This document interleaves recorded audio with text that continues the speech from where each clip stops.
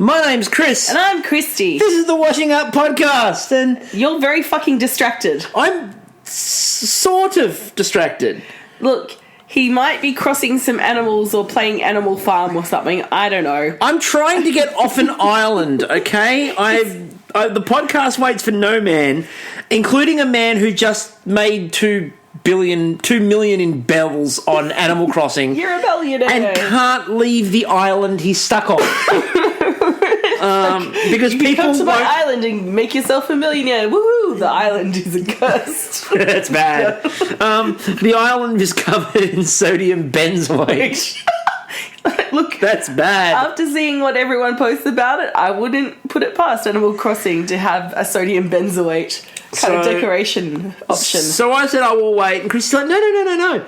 This is good for the audience. Because it makes, someone playing a game makes a great podcast. It does. It's fantastic, especially when I'm just sitting here on this screen waiting for the loading screen to come back up so I can leave the fucking island. I mean, this does make way for me to play Assassin's Creed Odyssey while we're, podcasting. No, it really doesn't. But people will like me playing Cassandra. No, anyway, Roaring the ancient Greek world, killing the great giant Minotaur and mighty Cyclops. Look, we've got a whole week's worth of Masterchef to talk about. We don't have time for this tomfoolery. No, okay? But, we've only got 3 days. We now have 4 days free. Yeah, we have to get hobbies. We're doing a whole week's worth in one episode.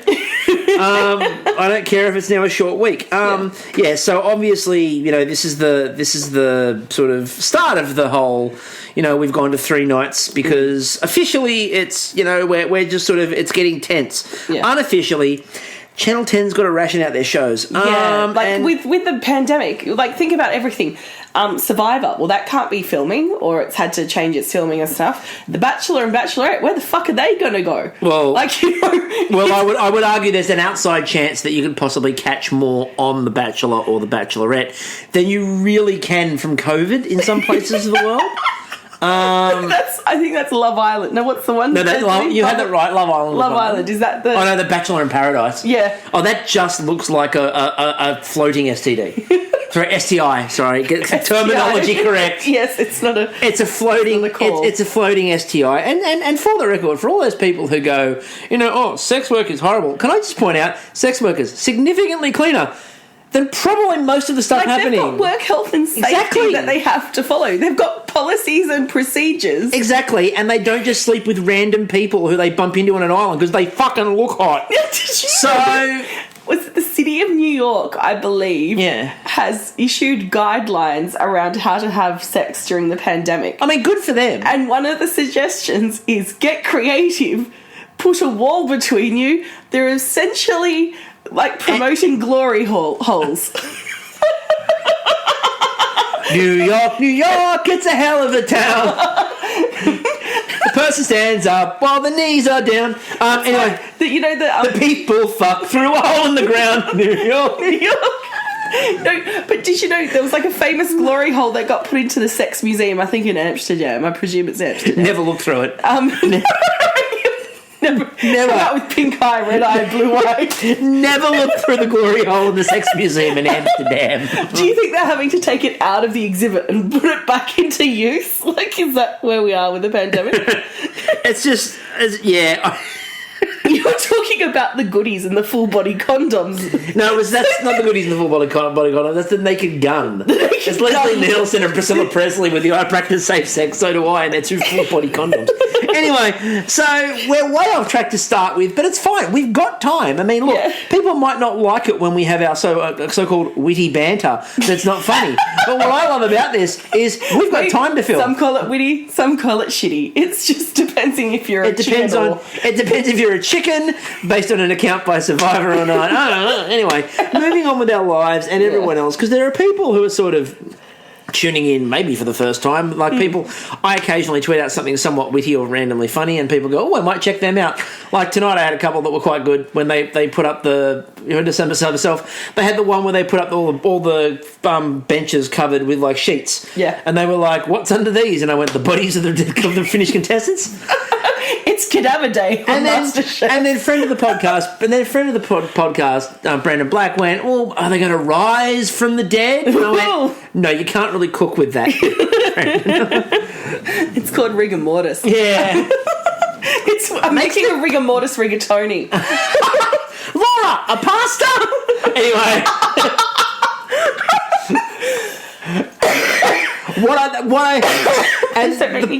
The point of that, Kristie's still not well. The point of that comment, though, was not to point out the fact that Laura makes pasta. The point of that comment on my behalf was to point out that Twitter would be far more outraged by the fact that Laura was making pasta than the fact that she was using parts of dead former contestants.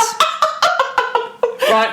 I think that Twitter would have more of a meltdown going, look, we're happy you've used a new meat. I mean, Simon's probably lean. But on the other hand, a fucking pasta? Show some growth. I just like, I'm going to use the heart of Khanh. Now, why are you doing a fettuccine? I mean...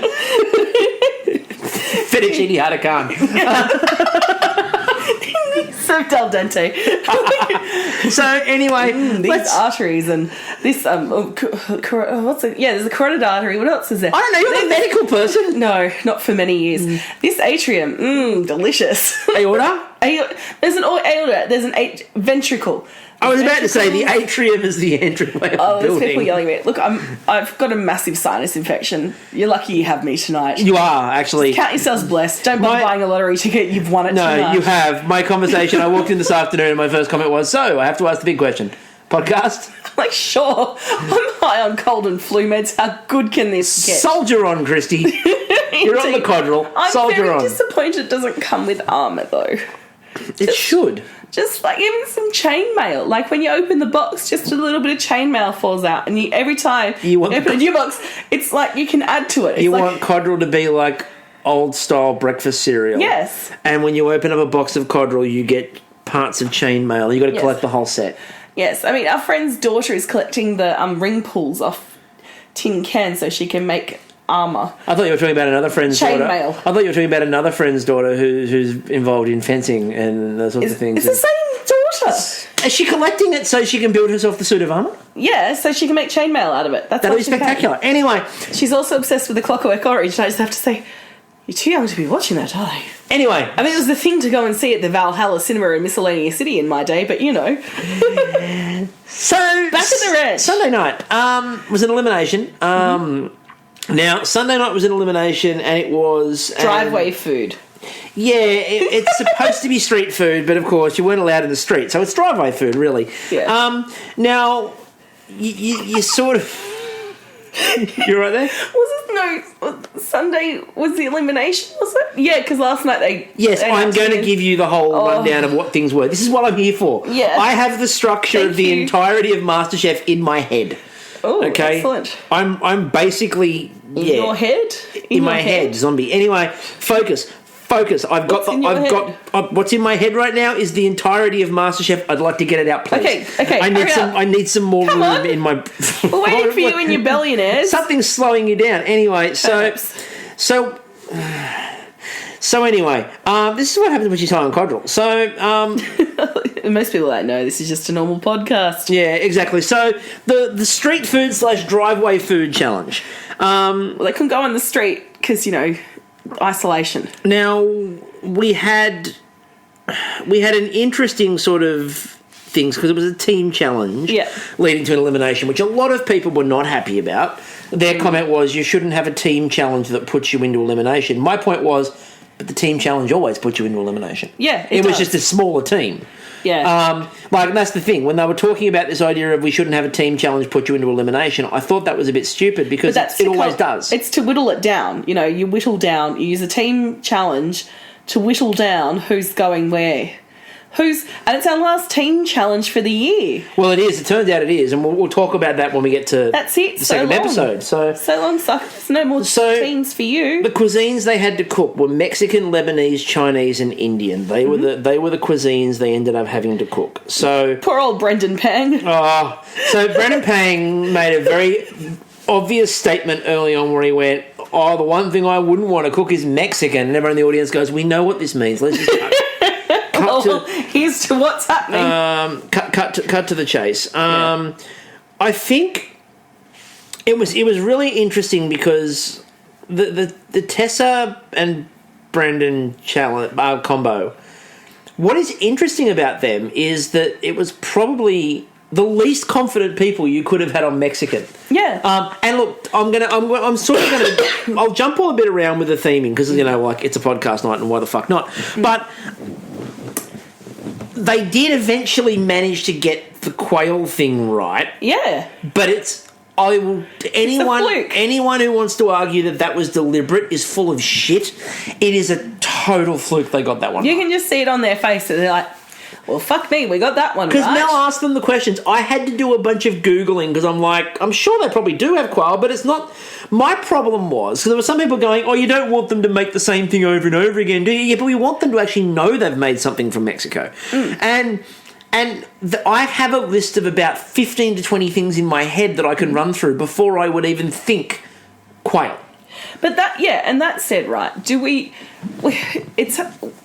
we as an audience are becoming more sophisticated, we're expecting more, but ultimately these people have their expertise and their things that they're just not, that into. Brendan, for instance, more into dumplings, less into Mexican. And that's fine. Some of us are into Mexican and dumplings because, they're delicious. Yeah, exactly. But into making it, I couldn't make either. So, kudos to Brendan. Just floating around in my head a bit, really. But that said, they both figured it out. They're both intelligent people, and he and Tessa had enough knowledge to whittle something out. And I'm not saying that was a conscious decision with the quail, because you could see on the surprised look on their face that it wasn't. But in terms of thinking about what's going to cook quickly, what can we do with the flavour profile, they did bloody well. So good on you. And Brendan, for the first time making a taco, like a taco shell, good on him. He did a really good job of it. Indian, look, here's the thing. We talk a lot about the idea of editing in Masterchef is important. And I felt bad, and there's going to be people at home listening to what I'm about to say who are going to groan and go, spare me. I don't really care. I felt bad for Laura and Amelia. Mm-hmm. I felt bad for Laura in particular because all they did was they said, we went to India. Yeah. Like, when we finished Masterchef, I went over to India, had a couple of weeks in India. It was great. They weren't the ones who put it in the show 15 times. No. That was the producer. You know where I've been? Aria. Do you think I could cook anything Matt Moran makes? Fuck no. Fuck no. So this is the thing. So they talked about going over to India. And they talked about their time in India, that they inspired them a lot. And that was fantastic. They weren't the ones who then said, let's throw that in the show every 2.5 seconds. Yeah. So I felt really bad for them in the same way that, it's a bit different because they talked about going to India and they didn't say that made them really good at Indian. Tessa the other day, when the Thai challenge, did talk up her abilities with Thai because she'd been to Thailand. But again, that was the same thing. They then focused on that 3 or 4 times. We always say, never make one of those statements, either it's my week or I love X food or I spend a lot of time cooking X food or I went to X country. Or I'm the X king. Because they'll use it. And we talked about that with Sarah, and we talked about the idea of, when she mentioned about being, said to Jess, you're the donut queen. And she's gone, no, I'm not. Yeah. The second you say that, you're opening yourself up to a problem. But that said, I loved that they decided to put what they'd observed and they'd learnt over there into play, because it was interesting, I was learning something new. I didn't know they used quail in southern Mexico, and I didn't know that they had little puffy treat things that are mouthful bites. Yeah, but the interesting thing was, though, with the quail, they didn't know that they did quail. Exactly. It was great. The moment when Mel goes, in southern Mexico, they do indeed do street quail, and you just saw them go, oh, fuck! Yes, this dish is certainly southern Mexican, all the way. So then we also had... So southern it's close to Guatemala. Look at you getting all geographical with this shit. I know. You know why? Because of the atlas. Oh, God, okay. well, let's get there. So we had as our special guest for the episode, we had owner, proprietor, whatever Colonizer of food. Charlie Carrington from Atlas. Now, you said it, we kind of have to bring it up. Masterchef this year has done a very good job of representation in terms of with the contestants in the kitchen. Yep. Not so good when it comes to the people cooking the food or judging the food. Now, I'm sure when they started out looking to, plan this year out, one, they didn't plan on a pandemic. No. But two, they didn't plan on a big social justice movement getting traction, because of the terrible death of and the police brutality going on in the United States. So really fucking bad timing. By the way, if you've got a statue or plaque to a colonizer in your area, just pop one down and cut it down. Give it a bit of a kick. At the very least, kick it in the shin. Let them know how you feel. Kick them in the shin. Anyway, so Is that hate speech? Am I inciting hate speech? Probably. Anyway, Charlie Carrington comes in and he's from Atlas. Now, this would be a reference they would make a lot, including poor Reece. Look, Reece, I'm going to do you a favour. I'm going to put you out of your misery now. I'm going to jump to it. Yeah. So they went back in when they got to the second part of the cook-off, and they walked back into the kitchen, and as they walked back into the kitchen, there is a big world map. A Mercator map, so it's a map that's not accurate, because the Mercator map, which is the map that everyone looks at, is not an accurate depiction. No, because the proportions of countries are really off. I love when this comes out, every time someone brings this up, because this is something that I always love talking about, especially teaching geography, is you look at it and they're like, the map's accurate 100%. You're like, how big do you think Greenland is? It's massive, isn't it? It's not that big. Oh, is it tiny? Yeah, on the map, Mercator map, huge. Yeah. Why? Because you've stretched the globe out flat. Oh. Also, why is the map positioned the way it's positioned? Because of England? Because the British, who were the ones who sailed the fucking world and colonised it all and drew the maps, put themselves in the middle of it. And it's all the Christian countries in the middle, and the idea is the white Christian countries all have to look bigger than the rest of the world. Oh! Anyway, so that's a little bit of geography knowledge for you. Anyway, moving on. And colonising knowledge. There we go. But in this case, I didn't need that depth of knowledge. All I needed to know was, that's a map. Yeah. And they walk in, and Reece goes, oh, look, and it's an atlas. And I yelled at the TV, it's just a fucking map. And I had a bunch of people, and thank you to the people in Twitter who didn't think that I understood why he was making that reference. For the many people who tweeted at us, I think you'll find what they're doing is they're making a reference there because Atlas is the restaurant that the guy's from, and I'm like, no shit, but it's still wrong.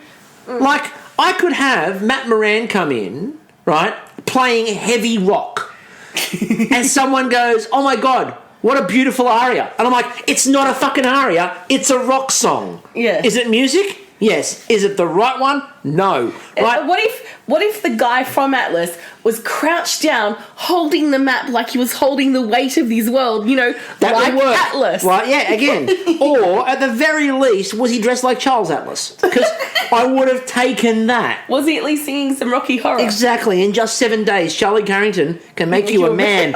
Anyway, let's get to this third team in the challenge. We haven't mentioned the map's not an Atlas. What is an atlas for those playing at home? Right, an atlas is a book containing multiple maps. A book, children, is a thing that we used to go to libraries in. A library is the big building where you can go and use free internet access. And sit around in your study groups. And occasionally when you're in high school, you're forced to go there to get a book when you've got a reading thing that you've got to do. Anyway, moving on. So the third team was Team Chinese.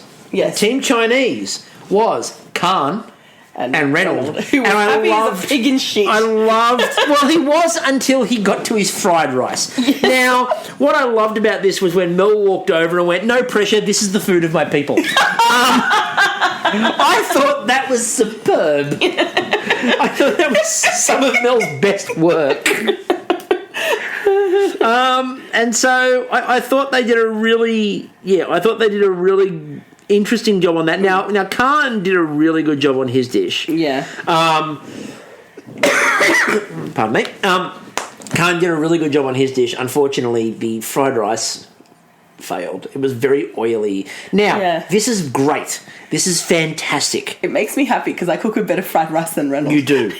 So we were talking about on Friday. There was a conversation about fried rice and the fact you've got to use stale fried rice, day-old fried rice, or it's going to be chilled and stuff like that. Or, as I pointed out, something that my delightful wife has used many times. For so a nice trick for everyone at home: use the microwave rice because it's already pre-cooked, and you've just got to like heat it up to separate it, and you whack it in the fryer, and it's brilliant. It's just like you've been drying it out. It is, and even better because like usually because I can't cook rice for shit. Yeah. That's why I'm a microwave. Like, I can use a rice cooker, but even then, I fucked things up in a rice cooker. I usually do. If we cook rice, I cook it. You're the rice man. Oh, you're the rice guy. Yeah, the rice guy. To go with the dumpling guy and the pasta girl and the tart. Okay, Reece, we're just going to call you the tart. We're not going to call you the tart man. We're just going to call you the tart. He is the tart. He is the tart. I hope he makes a saucy tart next time. So, yeah, but no, the answer is packet rice. Who knew? The answer is Kristie. I did. Anyway, before we get on to the last team, we need to address one of the moments of the series to me. Yeah. So, poor Brandon. Just his little... Speaking of tarts and what they're up to. So, poor Brandon, because he's there... And Melissa comes over and is talking about folding and talking about making sure that she folds everything over he folds everything over the taco. And it's about, you got to know, it's the vehicle for things to go on top there. It's got to be dense to hold them, and you got to know when to hold them. Yeah. Know when to fold them. And Brendan just looks and goes, right, okay. Like there's no reference there. And Reece has to start singing The Gambler by Kenny Rogers in the corner because Brendan's got no fucking idea what that song was. And that still flies over his head. It does. And it was really funny because afterwards What do you sing at karaoke then, Brendan? Oh, like, what are you singing? Because I mentioned that the other day, and I mentioned about Reece doing that, and Reece's tweet back to us was, and he still had no idea. And it's like, I hope that it becomes his favourite song. I like the idea that it's going to become... I hope it becomes your karaoke go-to. Everyone's got to have a karaoke go-to. And quite frankly, karaoke's for all people. No matter how good or terrible or mediocre your singing voice is, you just got to get out there and sing. Now, we had our fourth team, and our fourth team was Callum and Poe. Now, when I think Lebanese... nothing screams more Lebanese. When I think Lebanese, fuck the idea of Huda and, amazing Lebanese food. No. Or Amina. I think Poe. Yes. And Callum's got a cooking school. Really? So maybe they do some Lebanese there. Oh. But what I loved about that was, Poe is just freely going, I got no fucking idea. I got nothing. And I loved at one point, because Callum's just cooking away madly, and then he comes over and he looks at Poe and he goes, I'm not worried about you, Poe. And it was at that moment that everyone in Australia realised Callum was shit scared about what Poe was going to do. And you know what the scary part was? When they cut back to her voiceover? Yeah. Poe was shit scared about what Poe was going to do. Because Poe's like, I've never fucking made Lebanese in my life. I'm going to try it, but I don't really, really know. Now... But again, two intelligent people with, knowledge of cooking... that got their shit together and made some delicious food. We also had some classic Andy. He was Drunk Uncle Andy, really? He was trying to sort of be clever with his words. And he's like, we'll find out who we love and who we not so love. Again, Drunk Uncle Andy. There have been a couple of phrases this week that have been... Look, I think the social isolation's getting to him, and I think the day drinking is day drinking. Yeah, it's all day drinking. You have to remember, this is now week 2 of COVID for them. Probably 3. Week 2 or 3. Yeah. It's probably 3. And the other one was Brendan Pang started talking about the idea of he needed to pray to all the Mexican gods. Oh, Brandon, there's just not enough blood and sacrifice going on there. You need to have killed a bunch of people. If you're not, standing on the top of a Mexican, structure, lopping off heads and watching them roll down and screaming out to your gods, are you really doing a sacrifice? That's just not... The thing is... Just gauntlets of blood. The thing is running down gutters. Well, the thing is that, it's believed in places like Teotihuacan, where they perform some of the major sacrifices. The longest one at Teotihuacan, the temple's supposed to have run with blood for, 2 weeks. Yeah. They didn't stop the sacrifice for 2 weeks. One of the major earthquakes that happened. They sacrificed people for 2 weeks. It was literally a procession walking up the stairs, followed by just blood pouring down the other side of it. So I think you're going, please, Mexican gods, make my taco work. It's not quite what they have in mind. Look, you've got an hibachi there. As a Hellenist, I recommend going to the Greek gods because technically, like, people talk about animal sacrifice being a bad thing, but in the Greek world, when you sacrificed an animal, okay, they used the entrails to read things, but then the whole animal was cooked and shared with everyone to eat. So, and also everyone took responsibility for killing the animal. So and then if you're Anthony Bourdain, they fill you up with booze alongside it. Just raki. And you don't raki the whole time and you don't remember a thing. So what I'm saying is it was an honouring of the meat, which is why, and the gods got to eat the aroma, which I really like the kind of, oh no, the gods don't need the actual meat. They could just smell it. So all you have to do then, Brendan, is just cook something for them. Having said that, yeah. the fact that Brendan... Or pour some wine on the ground. The fact that Brendan and Tessa got out of their mischievously really bad spot... Yeah. I wonder if the Mexican gods have just been waiting for someone to say please. Oh. And, like, all this sacrifice and shit. And they've just been going, just a please. Just a politeness, dude. Look, I know you've been sacrificing civilizations for us, but there's a reason why they're no longer there. Please. Our ancient Mexican heavens are full. We just need... All we want is a bit of gratitude, dude. Throw us some platitudes with your gratitude. No, don't give us attitude. I assume the Mexican gods all rhyme. Anyway, Yes. So we got fish tacos. I know. Whenever we get fish tacos, it's just funny. We also got, you said, the agave and lime quail, which was random. But it worked. Like, Brendan cooked the fish amazingly and the quail was cooked well. Now, so, well done, guys. Jock also brought up the issue around stale biscuits, and I did point out that if anyone understands stale biscuits, it's a Scotsman. It's a man from a country for whom McVitie's digestives are seen as the height of class and culture. I can say this with a very Scottish last name. Anyway, Khan's dumplings, the pork and cabbage dumplings looked really good. The fried rice, not so good. Then we had... Poor Amelia could not get, what she was trying to make to fluff up. Speaking of someone... Okay, so she needed a fluffer, but speaking of someone who needed to praise the gods, like... Now, the large Indian contingent on Twitter was having an absolute field day. Yes, what were they saying? They were laying into the idea of Panipiri and going, this is not even close. Not even in the ballpark of being right. And that was followed by, and who the fuck decided on that as the base? Like just dried lentils. Yeah, it's like, who the fuck went, like, were they out of plates? Yeah. What was the point? What was the purpose? Because I was thinking, have I missed a cook? Like, did she cook some lentils with this? Like, no, she just threw a drive on it. And what they made, the tandoori prawns looked really good. Yeah. Although the image of them stuffing the prawns on the skewers, something else entirely. Look, it's like aliens and I'm just thinking anal probe right there. But the fact that they actually used the tandoor, I was really happy with that. I like seeing. Yeah, the fact they used the tandoor is quite interesting. And what I liked about that too was they said using the tandoor is not. They said it's not tricky in terms of as a cooking technique. It's just really fucking They said hot. it's ridiculous. As Amelia goes, if you ever want to lose all your arm hairs, use a tandoor. Prediction. Yep. Next year, 2021, tandoors over hibachis. I hope so.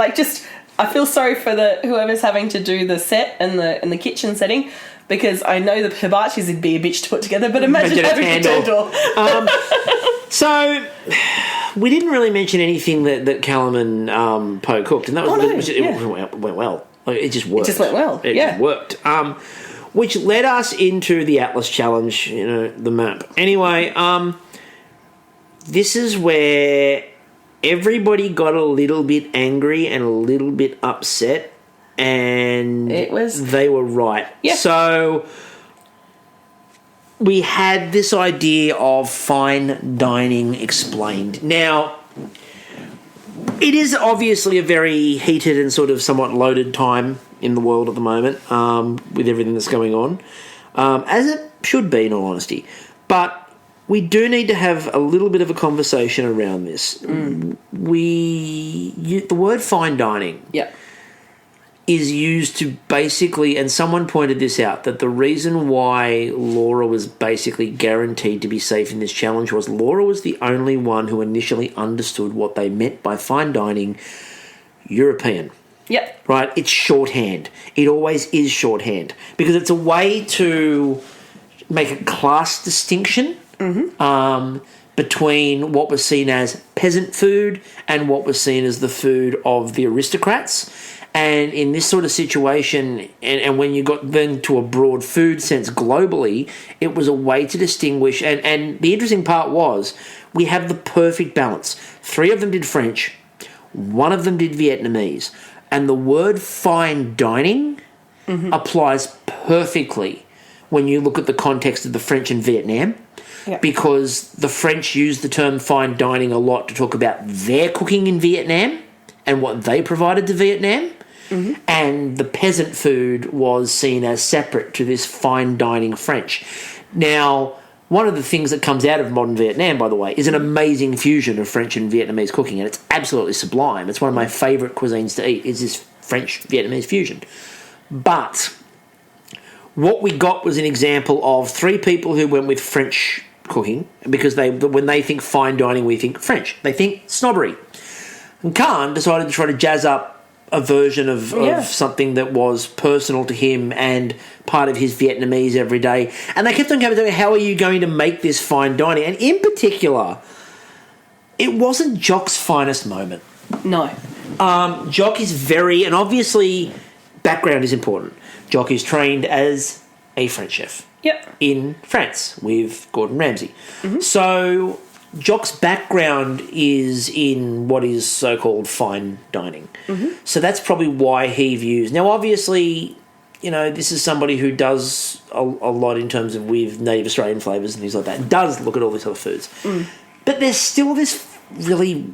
It's food wankery designed to make people... It's an arrogance. It's food wankery designed to make people feel like the other. I didn't like that as the definition of the challenge. And the other thing I heard mentioned was there's not a lot of fine dining in Asia. And Bullshit. But for me, the highest example of art, like you know, eating as an art form, is Japan. What city on earth has the most Michelin stars? That would be Kyoto. It's Tokyo, just over Kyoto. Okay. So Japan has more Michelin stars. And the processes and the mastery and the finesse that goes into becoming like a Japanese chef in Japan is phenomenal. Like I honestly think that their skills would probably kick a lot of the French. Yeah, and this is the problem, is that it's become a way in food to shorthand white, which it shouldn't be. No. Because you can have brilliant I think fine dining reflects skill, and we talked about that. But again, I think that fine dining reflects skill across the board, not in you understand a traditional European, that's what a European dish look like. I think any food culture where you are cooking with the highest level of skill is fine dining. Like, which, it was a Netflix show, and it was a street food show, and it showed the skill and mastery that went into, like, these simple street foods that people did. Like, it was one thing that they did over and over again until it became perfection. And there was that woman who went from being a street vendor to having her own little restaurant. Oh, yes, that was brilliant. And it's the hatted... Yes. It's a Michelin star. The only hatted... Yeah, the ramen... Yeah, was it the ramen? No, the ramen, the other one, yeah. It's the only one of the only hatted stalls on the planet. Yeah. But this is the point, is that when we think fine dining, the way that I view fine dining is about skill, and it's not skill based out of a European context of skill. It's skill in general. If you are using the absolute highest end abilities, that is what I consider to be fine dining. And I think fine dining is a shitty term anyway, but if you're going to keep it, I think that's your definition of fine dining. Every culture has fine dining. Every culture has their food that you go, well, that's just an exquisite level of skill that I couldn't possibly ever match. And I think it's also, like, for me, it's about the dining experience. So not only the effort that's been put into creating the dish, but when you sit down, so it's always, you know, like the table is presented beautifully and you know, you've got the best cutlery and the best china and the best, you know. Yeah. So you know, everyone's family or has had an experience where someone's laid out a dinner that is the best of what they can offer. Yeah. And that to me is fine dining. Exactly. So I think... But it's probably not. There's probably a very specific, you know... no, I'm not going with it. It basically involves... It involves a bunch of code words for European. Yeah. Now we've got that out of the way. Into the challenge itself. It was really interesting because we had Laura made coq au vin, but she didn't. And this is not. duck, This is not. No, it was quail. Quail, so that's again, right. fucking quail is everywhere this week. Coles are having a sale. And by the way, if you manage to find quail at Coles, let us know because. And not in a cat food. Don't think you will. Anyway, not in a cat food, right? Last time we put that challenge out at Coles, Kim Spicer sent us a cat food tin. But a couple of people, Vaya for example, and a couple of others said that it was technically because she didn't make coq au vin, she didn't use chicken, and the booze she chose to use was cognac. Yeah. So it wasn't coq au vin, it was Calia cognac. Calia cognac. It's not even fucking coq au vin anymore. What she should have said was, I'm going with an inspired dish by coq au vin, but it's not. I've decided to change the recipe and do blah. Can I just say, though, it now sounds like an Irish dish. It sounds like an Irish person. Her name's Calio... Was it Calio cognac? Cognac. Calio cognac. And I'm coming to you from County Cork. County Cork or County Mayo. Oh, County Mayo. You're just out here on the green grasses of County Mayo. Here we are. Some Irish dancing like Amelia did on the gantry tonight. Ah, my girl, Calio. I love my girl, Calio Cognac. Yes. Over in Killarney, many years ago, Calio Cognac sang this song to me. Anyway, just a little Irish ditty. Amelia was having a very emotional moment too. And I say that in terms of Andy was being a bit of a dick and pushing buttons. Oh, it was so unnecessary. And they both really got they all got stuck in a little bit to when she said she was going to make the petit four and she was going to make the small single bites and she was going to have a second go at what had failed her the first time. Yeah. And she was going to have another go at it. And they poked and prodded at the sort of any insecurities that she might possibly have. It was just so fucking unnecessary. All these unnecessary... okay, I have so much admiration for everyone working on MasterChef, the judges, the contestants, and everyone behind the scenes, particularly during this pandemic, because everything's had to change. It is emotionally draining. But when you come down to that kind of fuckery, it's not necessary. Amelia's living away from her family. She's, stuck, she's got a great opportunity, but we're all there. So they see a weakness and they just started prodding. It's like, back the fuck off. Now, what they did... We don't need tears. What they did that I absolutely love was... Why didn't they go do that to a guy? Why didn't they go up to Khanh and go, oh, this is your mother's dish. Are you sure you should be... Oh, you remember... Why... Well, I've done that to him earlier, but they didn't do it in this one. Yeah, but it was interesting because I thought that... Or Callum. Well, Callum wasn't in this thing. No, there was Reynolds was the other one. Reynolds. But they've done that to him. They did that to him the other week. Yeah. Where they poked and prodded him about that the other week. But this is the thing. I get the shits for this. And, she did Paris Brest a second time because it failed the first time. She's like, I'm not going to fucking do that. Yeah. I'm going to do a second go at it. And she talked a lot. And there was a lot about this idea of feeling good enough and feeling worthy and feeling like she should be there. And the idea of being that good enough. And I've got, a couple of people, and there's a couple of people I want to talk to in the next couple of weeks we're hoping to get on. One of them is Theodora on Twitter, at Theodora_Hatzis, and she works in the food industry as well and was talking about the idea of Amelia sort of representing what it's like to be a woman in the food service industry. And I want to sort of get her on to talk more about that as the weeks go on. But it was it hurt. And watching Amelia sort of talking about this idea of not feeling great. Yeah. What they did, and with the judges, just to follow that up, I did actually miss, they did poke at Reynolds again. That was where, remember when they said to Reynolds, you're cooking fish tonight. Oh, that's right. You went home on a fish dish. Now, not this dish. Not But this fish, not this type of cooking. Nothing of this dish is the same as what Reynolds went home on. Yeah. You went home cooking fish. This is also fish. Do you feel a bit worried?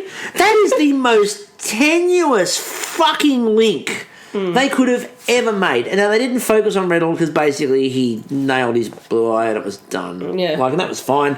He's like, this shit I love to do. I'm here for the French. Laura, with her coq au vin, as they said, it was plated quite horribly. But they said that the flavours were really good. They said that Amelia's were just outstanding. Yep. And the crack on top of that, on top of yum. that choux pastry. There were a lot of people who said that, on the gantry, they were talking about it on the gantry, and they were like, Amelia makes the best choux pastry in the world. Yeah. It would suck for Amelia if she went home making that choux. Like, she'd want to make a good one, and she made... It's like, don't do a Sarah. No, don't. And that left Khanh.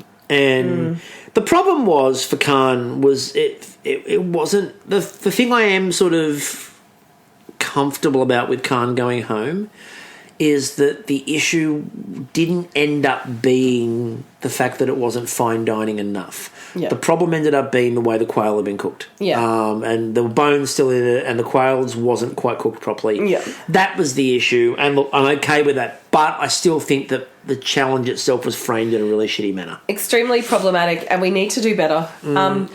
Because the other thing that's come up during this pandemic is the issue with our migrant workforce who did not have access to any government support. And they're usually the lowest paid, the ones who get, jilted out of money in restaurants and whatever. And it's like we're now having so many white people who have discovered, and I use that term in like brackets, not brackets, what are they called, air quotes, cuisines, and are bringing it to Australia.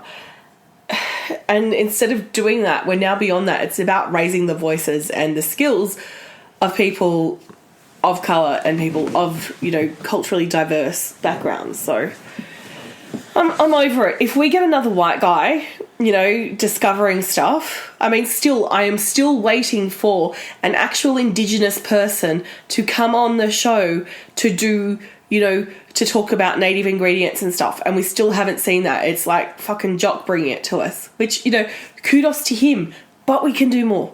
Sorry, my cold and flu meds are wearing off, and I'm just over it. I was having a fucking moment. Back Anyway. at the ranch. So Khanh goes home, and it was a sad moment for everyone. Oh. And look, as I said to people the other night, who knows where Khanh might pop up next? He might pop up on television again. He's got a book coming out. He might pop up in that. There might literally be a pop-up. T-shirt? There might literally be a pop-up version of Khan's cookbook. I'd pay for one of those. Called Heart of Khanh. T-shirts. I mean, there's cannibalism. lots of places Khanh could pop up. He could even pop up. Who knows? Maybe possibly on podcasts. Anyway, I didn't say ours. Ours. Someone's. I mean, look, he's popped up on the washing up before. Just saying. Anyway, nothing. Moving on. Monday night. Maybe. God, we're only like a third of the way through. I know. I've been trying. Sorry. I'm pushing. Oh. So the cold and flu meds. We had a long conversation at the start. You know what the interesting part is, though? What? This links in perfectly to last night. Because you know what the first half an hour of last night was? What? Fucking explanation. So... I had someone last night a couple of people last night were getting really shitty on Twitter about the judging, going, they're not showing all of the judging, they're only showing one of the judges. Why is this episode feeling like it's so rushed? What's the problem with it? And I mean, it was an hour and 15 minutes, hour and 10 really, episode, with a 15-minute disclaimer at the start of it where they reworked the entire format of the show, ad breaks every 2.5 minutes, and a judging that even with cut-down versions went on forever. They cooked for about half an hour. Because I think what's happened is that it would have been planned out to be a longer episode, therefore the advertisers there would have been bigger breaks in between. They have to run a lot more ads. But they have to run all their ads through Masterchef, obviously. Yeah, they would have done all of their sponsorship deals before the show. Yeah. And then suddenly they've got to change the sponsorship deals. Yeah. So compress what would have been over, say, an hour and a half, hour 45, pushing 2 hours. Which is why the ads feel like they're running every 30 seconds there's another ad. So, Amelia, what are you cooking? Fire. If I need to cut back on ads, I've got a suggestion. Please tell me I know where you're going with this. My Shit Husband. Thank you. That's not even the name of the show. I don't give a shit. That's the name of the show now, is My Shit Husband with Shit Hellier and Lisa McShit. Yeah. Because, Excuse me. Gold Logie winner, Lisa McShit. Australia's golden girl, Lisa McShit. It's just... sorry, I do appreciate Lisa McCune. No. Can we bring back the Stolen Baby show? I never thought I'd say that. Can we do the Stolen Baby show where it's Peter Hellier that's been stolen? So we don't have to see him I was about to say, I said the other week, I like the idea that in season 2 of that show, the baby steals them. Maybe the baby writes a book called My Shit Father. And anyway... My Shit Kidnapper. Judith Lucy is revealed to be the mastermind of the whole thing. Anyway, I'm Judith Lucy, and I haven't had any breakthroughs in my career in years, so I've just had to come on this shitty show to get a paycheck. You do a very good Judith Lucy impression. I do an amazing Judith Lucy. It is your best impression. Did you know I picked up really hot geek guys with this impression in my younger years? Just ask my friend Shannon. Who knew that Judith Lucy was a pull magnet? Anyway. It was. Oh, now, the nights... Anyway, back on the ranch. Last night's episode, the good news is it doesn't take that long to recap, because here's the summary of last night's episode. They're trying to make Top 8 a thing again. It hasn't been a thing in many years. But it is now. It really fucking is now. And the other thing they were trying to make happen is the name of the fucking show, because no one is saying it enough. No. Nobody is mentioning it. Meeting They've quota. been trying. The judges have been trying to force it, and I have little doubt that last night, before they filmed last night's episode, they sat down with the contestants and went, "Oi, fuckers, would you like to win this competition? Good. Well, why don't you fucking mention it? Because it's in the name of the show." So at one point, they were all doing promos walking in as there were fireworks. Again, not the best use of resources in a pandemic. Mass fireworks going off as they walk into the kitchen for Top 8. And they walk in and consistently... and again, there was a tweet I put out last night which reminded me of what Tessa did, which felt like she was saying, the competition is very tough, but the producers reminded me of the name of the show, so I'm... back to win.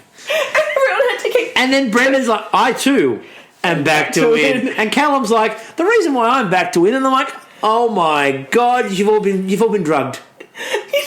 You know what I was hoping is that someone would choose to actually grab the plate for plating. Just grab the winner's dish. Just a plate and make it special, make it golden. I'm back to win. See, here's my food on a. This is me on a plate. I put my name on it. I'm back a hero. To win. I'm a hero. I'm a hero. Anyway, what I really enjoyed about this too was then what is the one thing we all watch MasterChef for? Because I can give you that answer right now. Yeah. Exposition. And when they need exposition, they don't trust Andy. Oh no.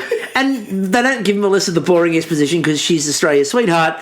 So Jacques Onfrello had to deliver 10 minutes of the most mundane exposition where he had to lay out. Yeah. Not saying COVID means we've got to compress this and make it, but compress it so it stretches, which sounds weird, but it's true. Yeah. Jacques Onfrello had to lay out in this long-winded way, this has been a tough competition. You're all back to win. We're here with you. So here's what we're going to do. We're going to up the pressure. It's like, okay, where's this going? What are you going to do now? You're going to have piranhas that are going to no more team challenges. And everyone's like, oh. Meanwhile, I'm like, you probably all were sat down and told work health and safety regulations. Yeah. No team challenges. COVID means you're not working in a close group. Plus, also, I feel that they've shortened the filming time to make sure that people aren't exposed to each other for longer sessions, because the longer you're together, the more chance you have of, No, Kristie, they didn't. No, Kristie. It was to put the pressure on the film. Oh, okay. Sorry, it's all... You're breaking the narrative. Don't break the narrative. So they've shortened it all down because it's tough and they want it to be tougher, and we're going to have an elimination cook. So by top 4, they'll be cooking in 20 seconds. Yeah, an elimination cook followed by a cook to get into the immunity challenge, Followed by the cook for immunity, followed by an elimination. We're just going to run through you. And that's nothing to do with the global pandemic going on right now, or the need of us to manage to make this show last another 6 weeks. Yeah. Because if we do this if we do the normal run of eliminations, we'll be finished in 3. So, for those of you thinking MasterChef is nearly over, 6 weeks. You got 6 weeks. Two things I was expecting last night with the gold box, either Australia's golden girl, Hayley Lewis, or is she being replaced? Well, let's go with Hayley Lewis. Or Rochelle Adonis, who I presume heard there was lots of gold and was stalking in the bushes. I was disappointed there was no Rochelle Adonis. For those people who don't know who the fuck we're talking about, Great Canadian Baking Show Series 1, the Australian-Canadian judge. Yes. Rochelle Adonis, who is a big fan of... She's a bandit for gold. She is the gold member of the baking community. I believe she moved to Western Australia because she's Canadian-Australian, because she heard back in the old days they wanted to break off and call themselves Aurelia after gold. Well, they Lassiter's Reef and all those sorts of things. Anyway, so the idea is that they're stretching it out, but they're not stretching it out. It's to up the quality. Yeah. They also stressed last night that your dishes must be exceptional, and I'm like, as opposed to what, the random shit they're throwing together? I know, I pooped on a plate for 6 weeks, and now you're expecting me to actually put micro herbs all over it? Not in for this. Okay, so last night, what was the challenge last night? So it was the gold box. That's right, gold box. Use gold things. Okay, here's my thing, right? So I'll give you the golden box before we do it. I'll give you the golden instructions. Gold mustard, which, as I put down, was just gold dusted mustard. I just put it was mustard, and Khanh responded to me and went, "Yeah, that's what I thought." Golden syrup was in the box. Golden Swiss chard, golden raisins, gold leaf. Golden beetroot, golden delicious apples, and golden trout. And anyone who plays Animal Crossing, you've been fishing for that bastard for a while. Anyway, moving on.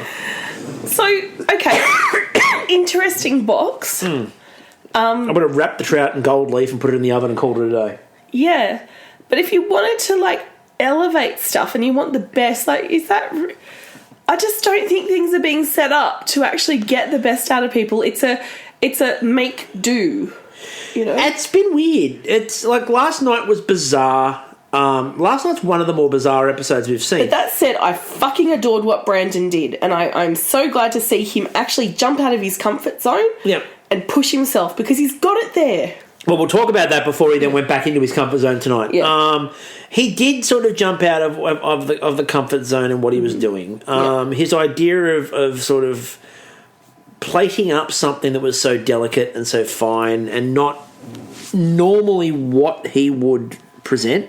Playing with French flavours, and I know this is kind of contradicting what I was talking about before, which is, fine dining and European, blah, blah, blah. But Brandon, this isn't his usual style. So he was showing he's actually got those skills and that versatility. So was the cured gold trout that he did with the apple granita and the sour milk. And that reminds me, before the next challenge, I have to go through the drinking game because we don't have 2 episodes to do that this week. So I've got to do it in one. Yes. We're done for the week. But no, that was what he did with the cured gold trout was really cool. Now, the other thing I want to raise before we get into some of the other dishes is Jock Sonfrillo had a follow-up bad night last night, and I really like Jock. Before everyone goes, I actually think Jock is really good. Yeah. But last night was when he was talking about that trophy's there not to remind you of what you're going to win. That trophy is there to remind you of what you have to lose. And I'm like, are you trying to get good cooking? Because if you're trying to get good cooking, making it fear-based is not going to work, because everyone freezes up when you go, you're going to lose this, and that's when you get everyone making the same dish. And the safe dish. Yep. And something that was raised on Twitter as well is the added stress that Jock's under. His wife is pregnant. Yeah. So it was at that time. In separate states. And obviously he lived, his wife is in South Australia, which closed its fucking borders. Yeah. So there's no popping home for him. I just felt like they could be kinder across the board. Reece, I liked what Reece did to a point. However, he did use raisins. He became my hero by burning those raisins, but not because of a caramelised texture. I just think raisins deserve to be burnt. I'm a fan of charring things that I don't enjoy food-wise, and so I was quite happy with that. I thought that he did a very good job. Look, I actually thought what he made looked genuinely delicious. Like the brown butter and apple tart looked fucking... I loved it. And they were like, oh, it looks ugly, but it tastes delicious. It didn't look ugly. It looked gorgeous. It looked like something... Okay, it looked simple, you know, like it had a simple colour palette. Perhaps if he'd popped it on, I don't know, an indigo plate, it might have jazzed it up a bit. Too soon? Yeah, always too soon. Callum went with the golden beetroot ice cream, which, look, I'm not a big fan of beetroot, but... Gave it a bang? Gave it a whirl? I would have given it a whirl quite easily. Give it a bell? I thought that there were a couple of other interesting ones. I thought that... I felt for poor Amelia when her tart... nothing worse than a blonde tart you don't want to give to the judges. So not a fan of a blonde It was tart. blonde, it was collapsing, she was worried about it, so she ripped it apart and just sort of served it as the base. You get the base. With her apple tartatan.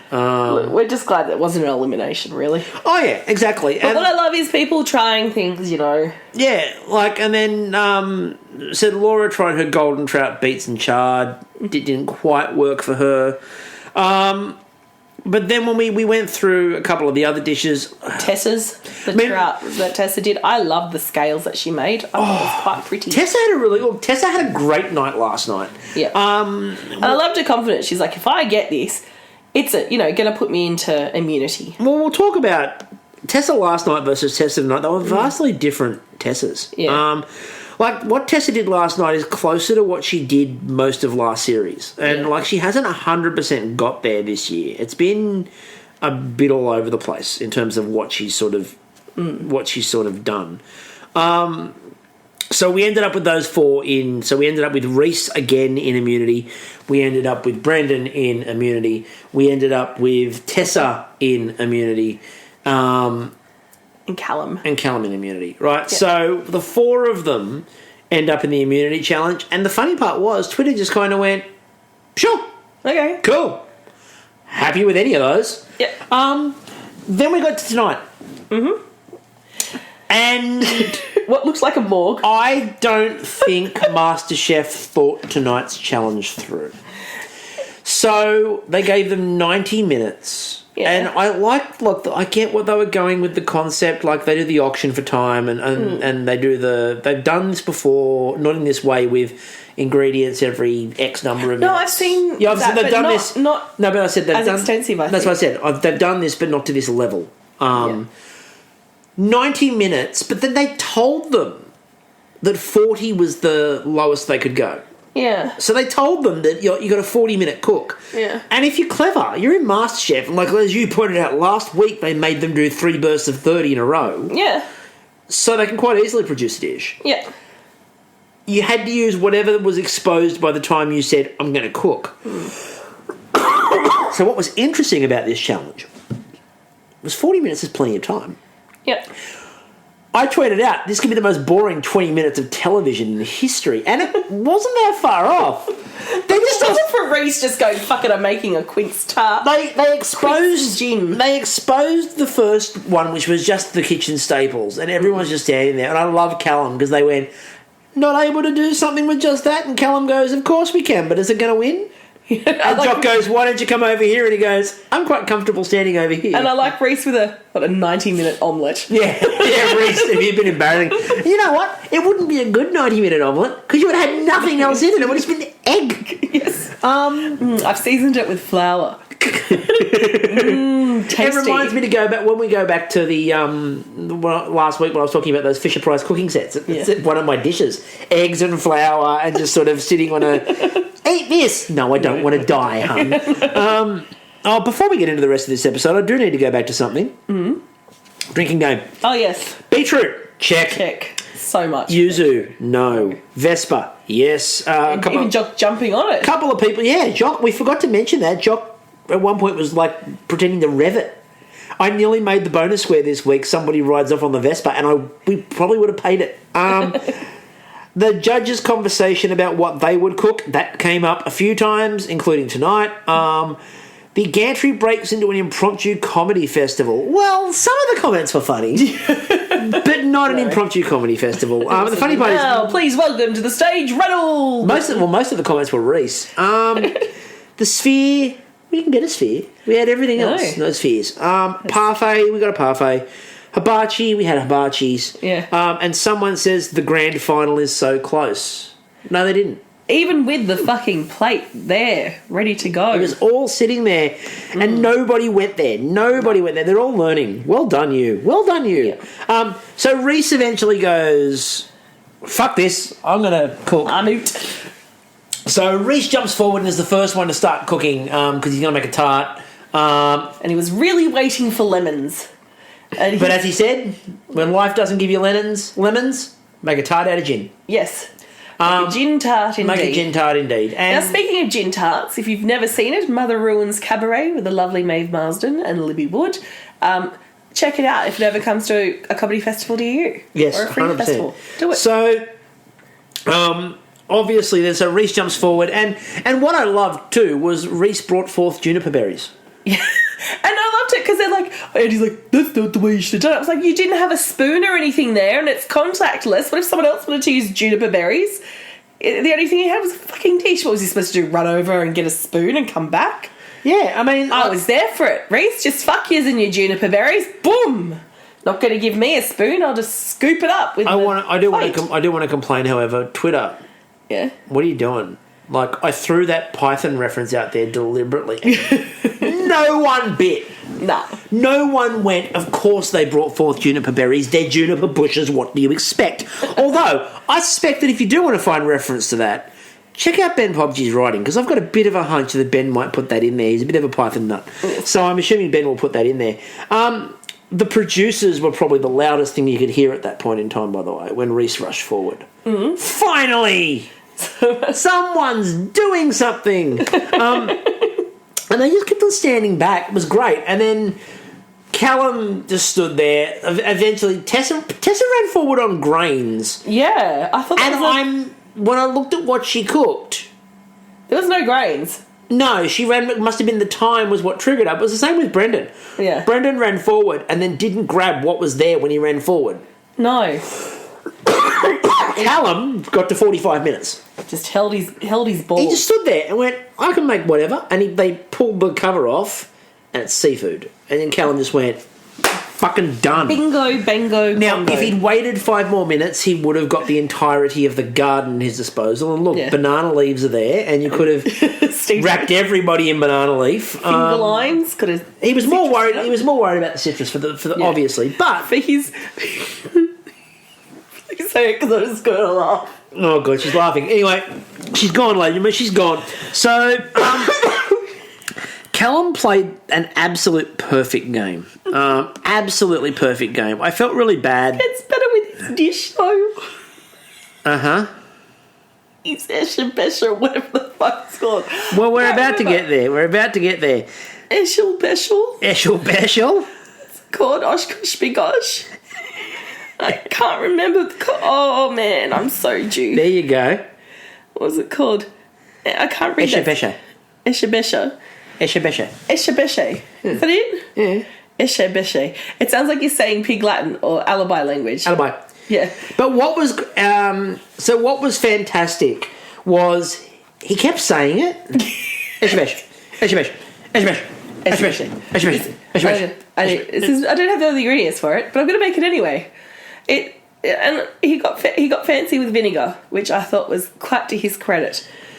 But I just loved, he kept saying the damn thing, and it must have been the cold and flu meds, because I've never seen you so tickled by a word. It's hilarious. It rhymed. It was an actual thing, but it was the seriousness with which they were all saying it. It's not like we're making fruity tooties. Like it was very serious. Like we're making fruity tooties. We're making eshabesha. Just yeah. Just rhyme. I thought it was really cool. I actually liked what he made. I thought he did a really good job of it too. The only thing I'm going to say, and I'm not going to take a shot at anybody, and we're not going to have a long diatribe, but I do just want to say to Twitter in general, if you spend a lot of time calling one person out for making the same dish over and over again. Yep. And ignore when other people make the same dish over and over again. Yeah. Check your bias. Just putting that out there. Check your bias. By the way, I have zero issue with people making the same thing over and over again, especially if they're doing it with the judges going, sure, do it, or if they're making variations on a theme. Yep. Right? But if you're going to call one person out for it and you're going to ignore the others because you think they're cute, you don't get to do that. Okay? It's that simple. Yeah, it's like, Brenda made dumplings again tonight. They're pot stickers. Fantastic. Fucking love a pot sticker. Reece made another tart again tonight. They've both done that a fair bit. Yeah. But the good news was it wasn't Laura making a pasta. No. And that's important. Exactly. Because that would the house. Or, to be fair, it wasn't Redall making a dessert, which, again, has been called out a lot. And that's the thing. If you're calling one person out, call all of them out or don't call anyone out. That's simple. Doesn't matter if you really like someone and you don't like someone else because you don't like their editing. Bad luck. So, with that in mind, let's move on because I actually really enjoyed the rest of this challenge too. I thought it was quite good. We had one of my favourite without context moments, which was Callum saying it's doing all the things you want an emulsion to do. It's gone old school. Just a bit of hand action. In the words of a broken heart, it's just emulsion taking you over into the kitchen, cooking your food. Okay, this is not going to sound good because it wouldn't sound good even if I didn't have a cold. You've got feeling emotion. Oh, God. That was an Esha-Besh of regret. And then we go Spice Girls. Far too much emulsions at me. Oh, God. No. No more. I'm over it. I can't. I'm getting very emotional. So... Okay, move on. I'm moving on. Okay, I'm moving on. Stop checking your Animal Crossing. No, I was checking out more Esha-Besha. Anyway, so Callum's... It looked really good, actually. Yeah. It looked really good. And I felt bad for him because I'm like, that looks amazing. That looks great. Reece just made another amazing tart. Oh, fuck. Yeah. And look, before we get to that, we do need to talk about the other two dishes. So, Tessa, it's her first chance to cook for Immunity. Yeah. She had an hour with those huge ribeyes that apparently you can find at Coles, but I've never fucking seen one. It's much like all that quail this week. Quail and ribeye must be on sale. But two huge ribeyes she took. I don't know what the fuck she did for an hour. She also overcooked it. Yeah, but she also made 2 types of purees and some vegetables. But and look. And she almost wrote for Nathan, but she only got the C in. Even though the whole sentence does not have a C in it. She was calling Nathan something else. See, Nathan? I was a bit disturbed by, to be honest with you, I thought Tessa's plating...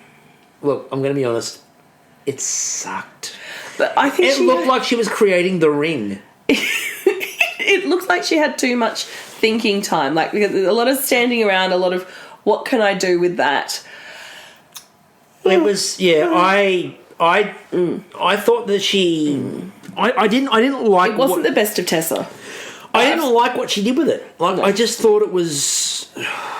It was disappointing considering what we know she can do. I was a bit surprised that she did that with it. The pot stickers, the problem with the pot stickers was Brendan, even though he went early to give himself time, he was... What did he do? Because I don't know where the time went. He took forever on the first part and then went into a mad panic in the second bit. And that was... Laura did a really good thing on the gantry. Laura was doing an amazing job of trying to get him to calm down and breathe. Breathe, Brandon. So Brendan did a really... Like, he was trying to calm himself down. He was trying to breathe. He was trying to focus. Yeah. Laura did a really good job of trying to help him out, but as... Reynolds just looked like a Reynolds was terrified for him. Reynolds looked like he was waiting for his wife to give birth. Like, it was just this hands on their head, but adjusting the glasses, like, just very... And Melissa just... When she tasted it, she's like, this is not close to the best dumpling he's ever made. No. But she did enjoy the lace. But she was disappointed in the fact as well that he didn't provide any of the sides that you would expect to be provided as well. Yeah, but they didn't have them there. But that said, what popped into my head, because I started to watch the Great Flower Fight or whatever the fuck it's called. Which is not brilliant, but anyway. No. I like what the people are doing. I don't so much. I think the host. The judging's horrible, and the idea of sort of fighting each other for bits of material to use is also really shit. shit. Anyway. But it gave me an idea, and it would involve a lot of food waste, but I'm thinking there's a way around that. Yeah. Like wearable food. We haven't done that. Where they can get Lady Gaga as a guest, you've got it. Yeah, and like the lace, like you can make the lace. I don't know. That's just a cold and flu random. That's a cold and flu and moment. it's very. I think that would be very uncomfortable, and it would be very unsanitary.